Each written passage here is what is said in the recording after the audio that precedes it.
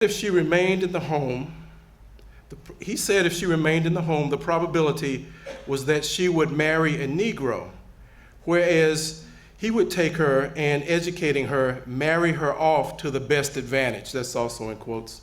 This is generous in the judge, very generous. Is Touré a married man? Now, do you understand what this implication is? That he's taking her into the home for immoral purposes. And I think this notification of this taking in of a young African-American teenager just spread like wildfire and gossip in Greensboro. And I think Touré's wife actually started to believe or suspect that there may be something that wasn't right in that relationship. I'll tell you no, that the relationship was, Touré was her guardian, her educator, her protector, and someone that wanted to set her on a path that she would never have without his direct intervention. Also, around this time, Touré begins to write one of his novels. The novel is called Toinette. It's later called Royal Gentleman.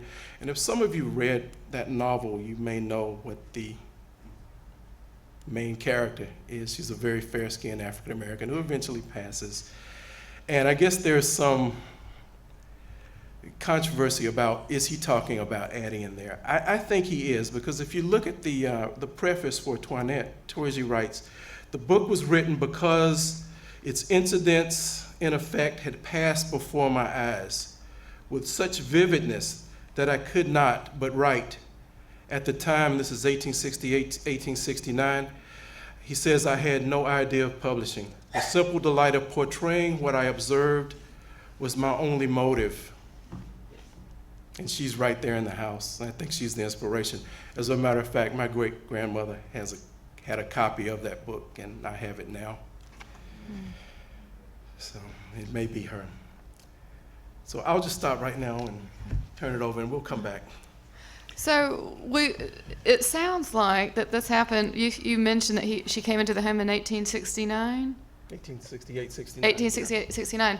So the Constitutional Convention was held January through March of 1868. So there's an awful lot going on here at the same time. And I think probably what's so fascinating about Touré is this combination of the life of the man, his literary, what he tries to promote through his literature, and then what he's doing in the political realm. And so, Judge Hunter, I wonder if you can say some more about what you see as some connections here about his interest in equality, or what the impact is of his interest in equality in the convention.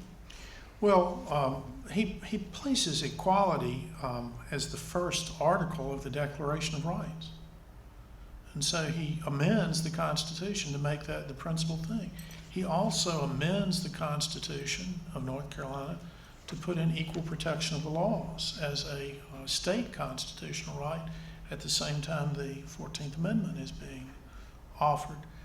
In reflecting on the other two presenters here, I want to say that I think that a lot of authors, if you read, more modern terrors like Solzhenitsyn's Gulag, you're convinced that the fictional characters they portray cannot be the product of the writer's imagination. They have to be